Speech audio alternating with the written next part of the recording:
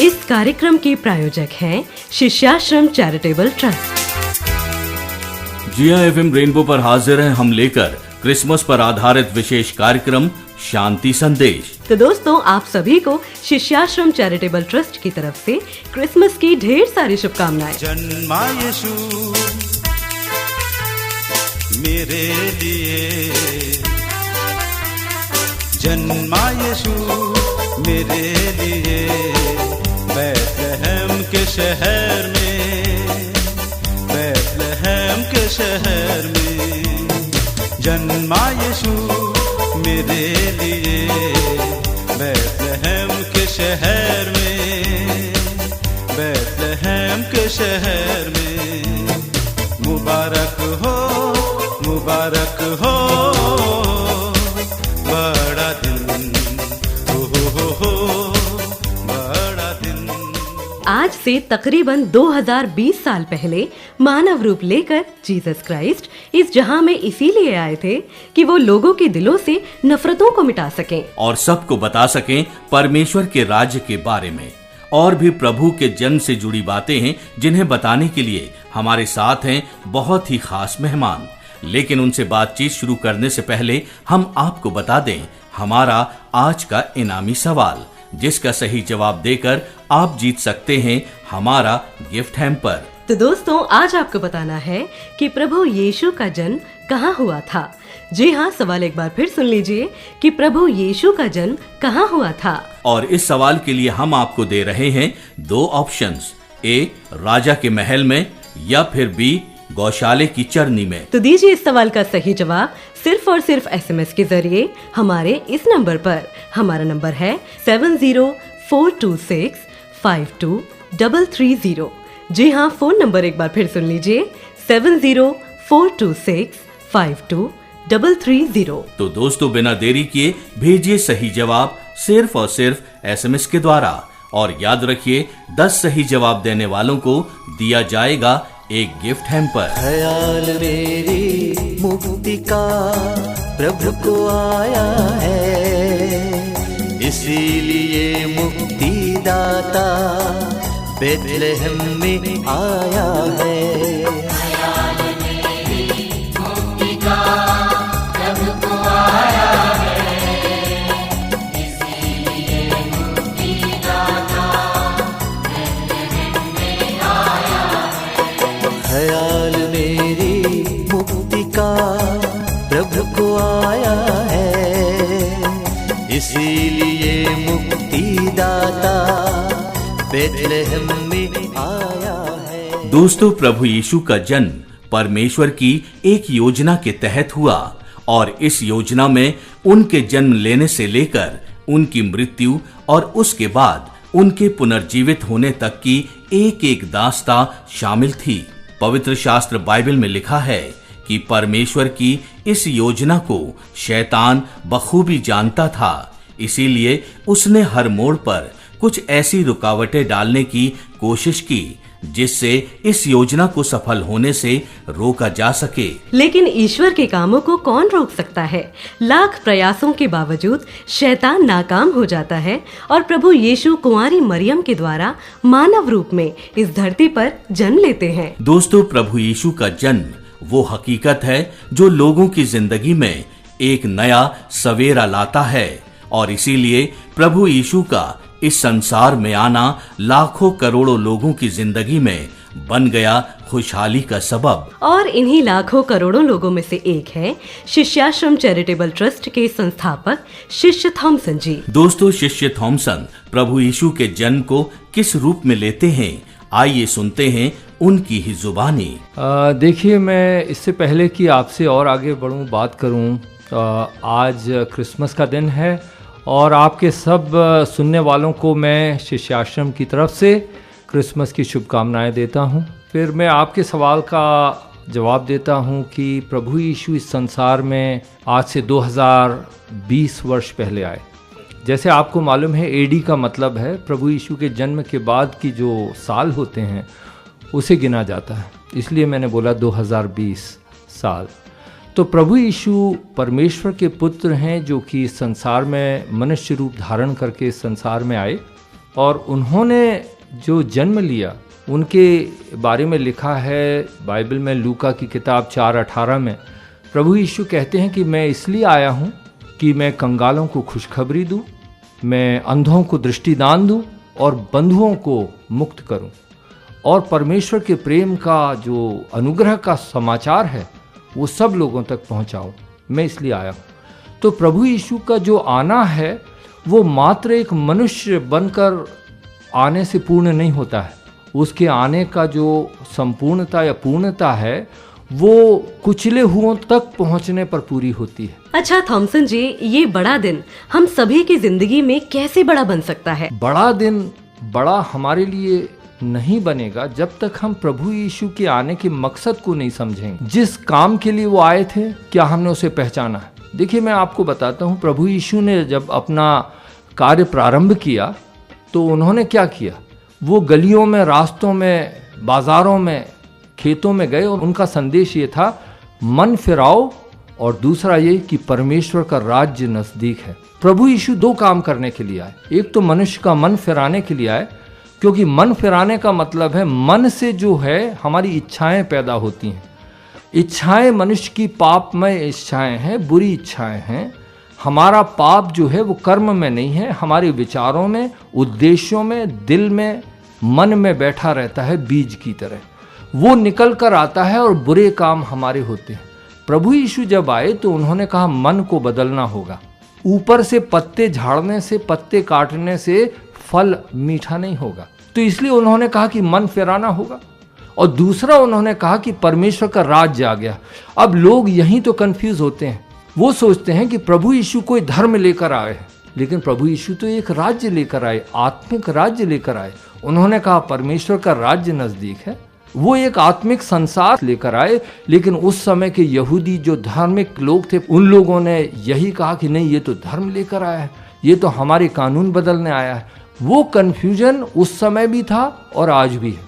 लेकिन यही fundamental mistake है, वो धर्म की बात नहीं है। प्रभु यीशु परमेश्वर का राज्य एक आत्मिक संसार लेकर आए। यीशु है तू, मेरा मुंजी है तू, इस धरती पे सबसे प्यारा है तू। चरनी में पैदा हुआ है तो क्या, दुनिया में सबका सहारा है तू।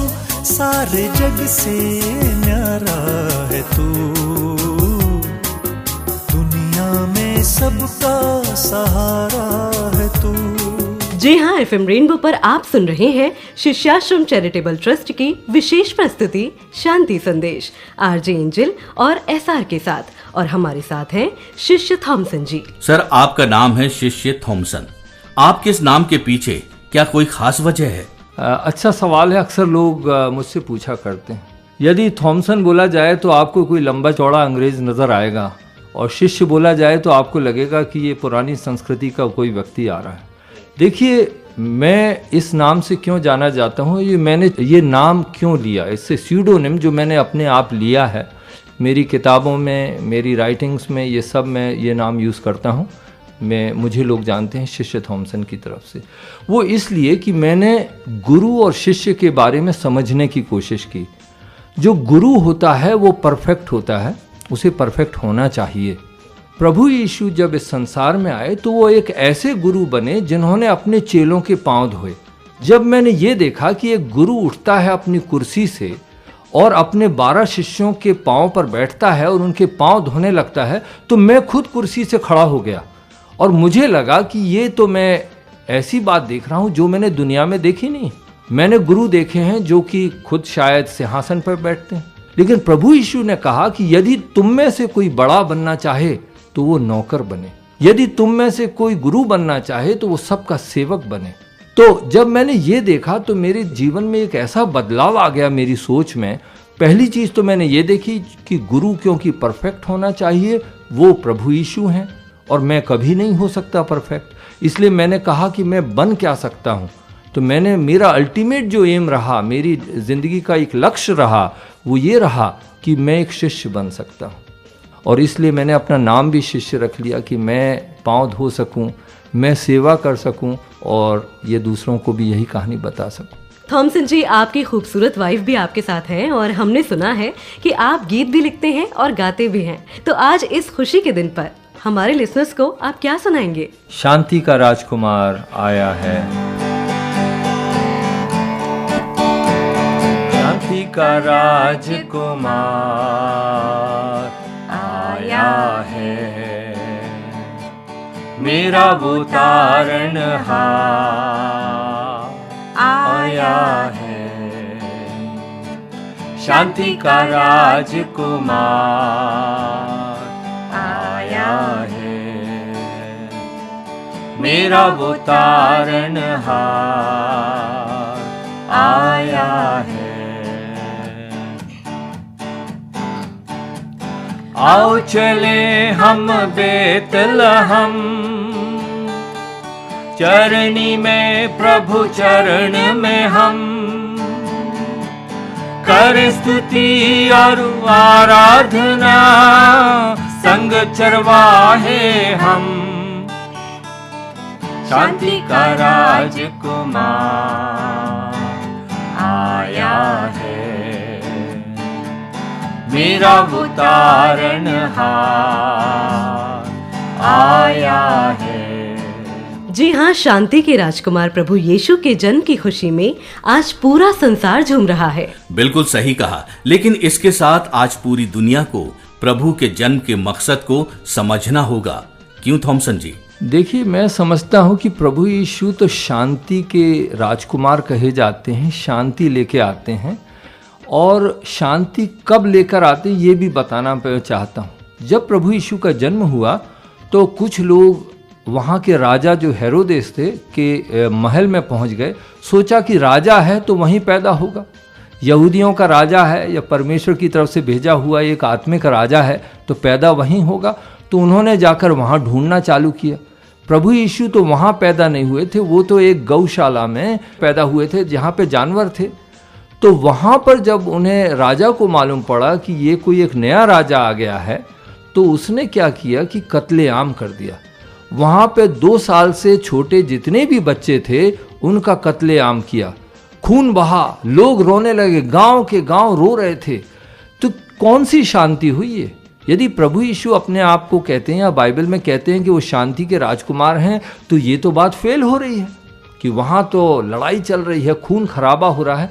यही इसके पीछे एक जो छिपा हुआ सत्य ये है कि प्रभु यीशु जो शांति देते हैं वो लड़ाइयों के बीच में भी रहती है, बेरोजगारी भूखमरी के बीच में भी रहती है, बीमारियों के बीच में भी रहती है। क्यों रहती है?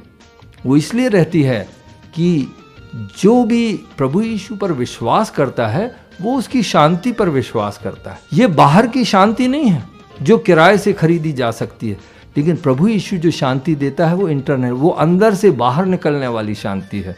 तो यही है, आज के भाईचारे की ज़रूरत है। हर जगह जहाँ पे लड़ाई हो या एक दूसरे मन मुटाव हो या लड़ाई की नौबत आ रही है तो प्रभु यीशु का संदेश तो वहाँ जाना ही चाहिए, क्योंकि वो प्रेम संदेश है, शांति का संदेश है। जी हाँ, हालात और परिस्थितियां इस बात की ओर इशारा कर रही हैं कि प्रभु का हर वचन शब्द ब शब्द पूरा हो रहा है, और इसीलिए आज इस पावन दिन पर हम प्रभु को अपने जीवन में आने दें ताकि हर दिन बन सके बड़ा दिन। थॉमसन जी, समय बहुत कम बचा हुआ है, तो चलते चलते कुछ और कहना चाहेंगे? देखिए, मैं यही कहना चाहता हूँ कि सब लोगों से प्रभु यीशु प्रेम करते हैं। प्रभु यीशु का संदेश क्षमा का है, प्रेम का है, शांति का है और सारी मानव जाति के लिए। यही कहना चाहता हूँ।